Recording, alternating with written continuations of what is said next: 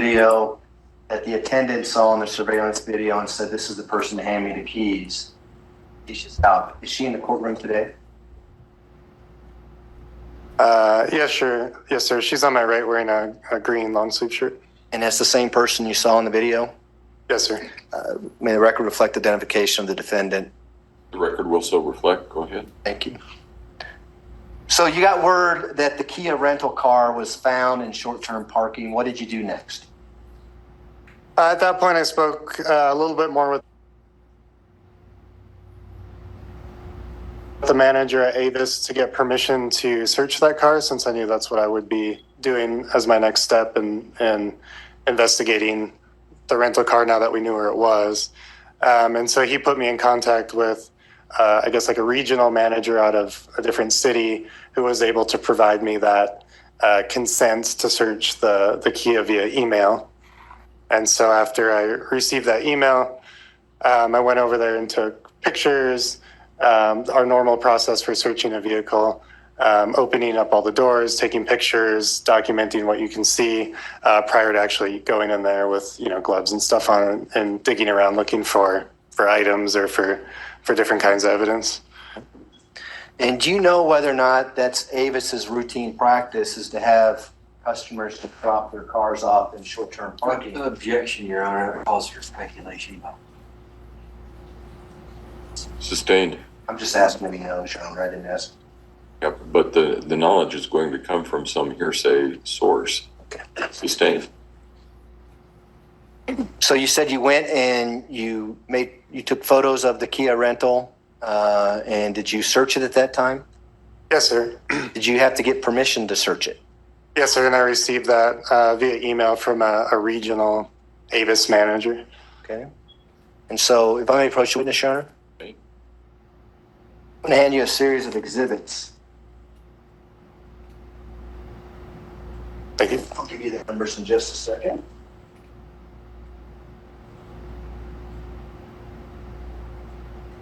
Oh, yeah, no, go ahead. And when you take the lid off or unscrew it, realize that it comes out fast. Understood.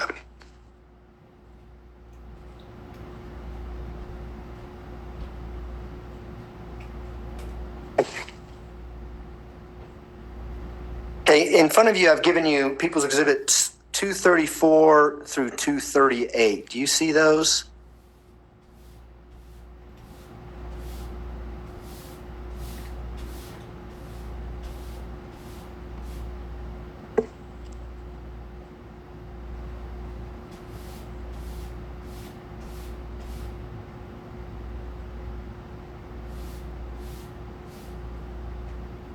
Yes, sir. Okay. In People's Exhibits 234 through 237, are those photographs? Yes, sir. And are those photographs of the Kia rental as you saw it at the airport in short-term parking? Yes, sir. And do they actually depict that vehicle as you saw it there and the items that you found inside that vehicle as you saw it there on January 31st, or excuse me, January 29th, 2020? Yes, sir. Move to admit People's Exhibits 234 through 237. Mr. Cook, exhibits 234 through 237 will be admitted. Go ahead. Oh, I said just a moment. Oh, I'm sorry. Sorry. That's okay. That's fine, Your Honor. No objection. All right. Exhibit 234 through 237 will be admitted. Go ahead. Request to publish People's Exhibit 234. You may. Go ahead.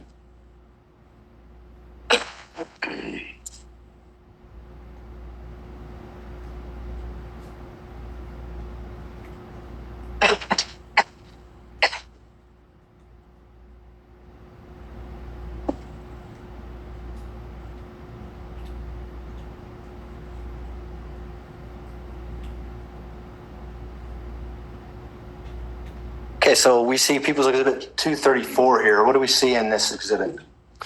This is a photograph of the car in the foreground. The closest car in the picture is the white Kia Rio that we've been discussing. The cars behind it are incidental. They had nothing to do with the photograph I was taking. They just happened to be in the background. In this parking area, is this the short-term parking area that you alluded to? Yes, sir. I can see the E1 parking sign back there that I had documented in my report. Now, are you familiar with the airport and the various parking areas for the airport? I'm pretty familiar with it, yes. Are there signs that indicate long-term parking, short-term parking, rental car return? Yeah, especially as you drive in, but also as you enter the parking area. Now, if you go into the rental return area, would you have to get a parking ticket to park? No, sir. If you go into short-term or long-term parking, would you have to get a parking ticket to enter that facility? Yes, sir. In both those cases, there's a gate that stops you, and you have to press a button to get a ticket. And are you familiar with how long you could stay in there without having to pay to park, for instance? Yeah, I believe it was less than an hour, maybe an hour. It may not even have been that long. And I only ran into that because I had driven through there to get over to where I took these photographs and kind of ran into that issue over at the place where you would pay for your parking. So I could drive through again to get into the correct lot. But I don't recall the exact amount of time, but it was less than an hour. It wasn't a huge amount of time. Okay. If we can now go to People's Exhibit 235. What do we see in People's Exhibit 235?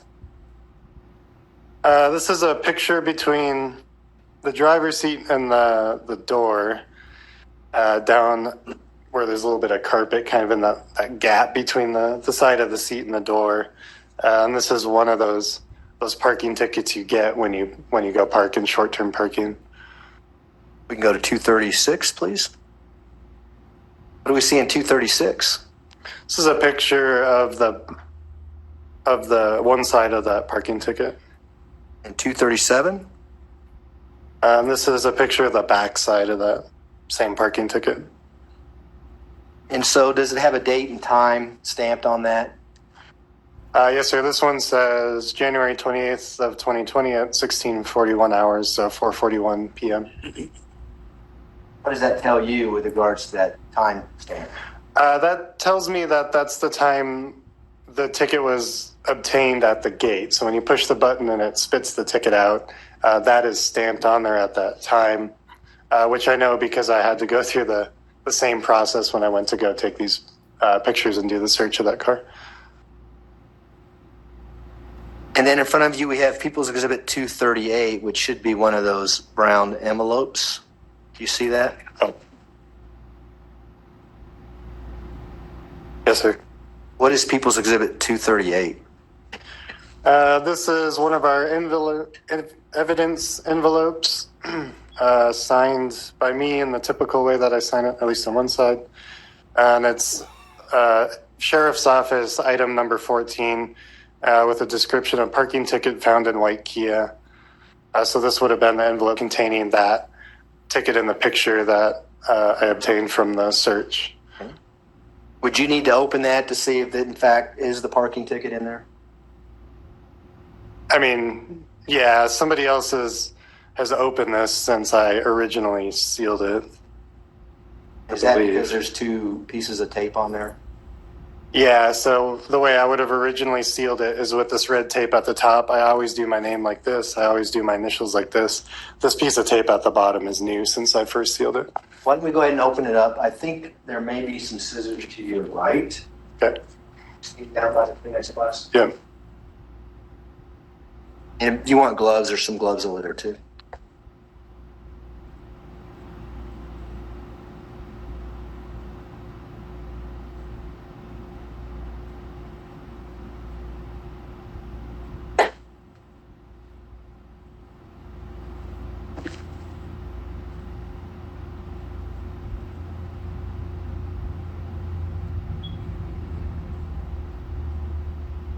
I'm okay to open this, Your Honor? Yes. Thank you.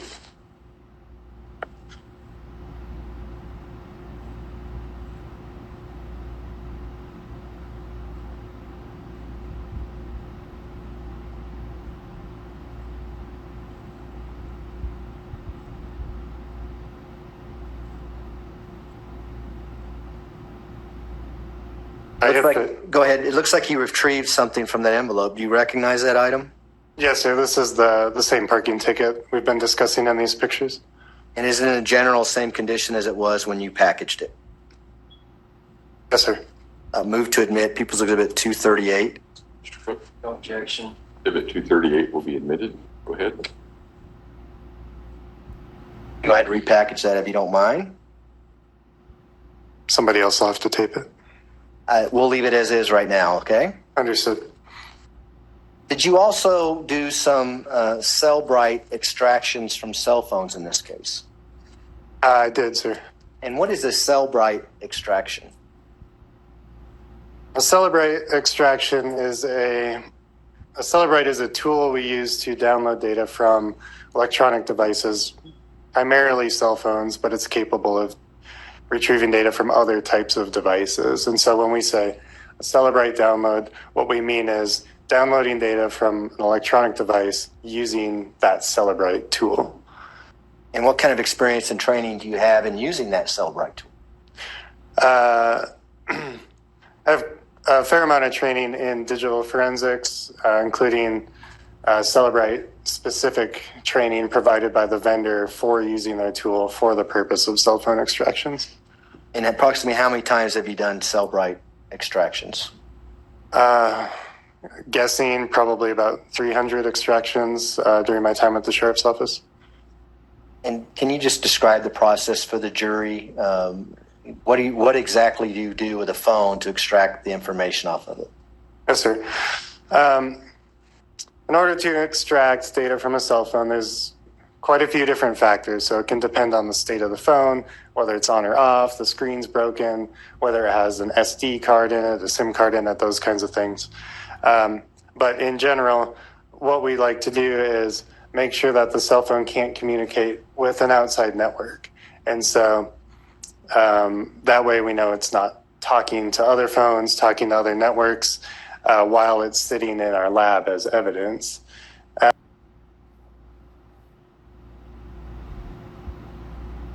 Bear with me. And so there's a few ways to do that. We can put it in, well, it can be turned off, or it can be, we can take the SIM card out so it can't talk to a cellular network, or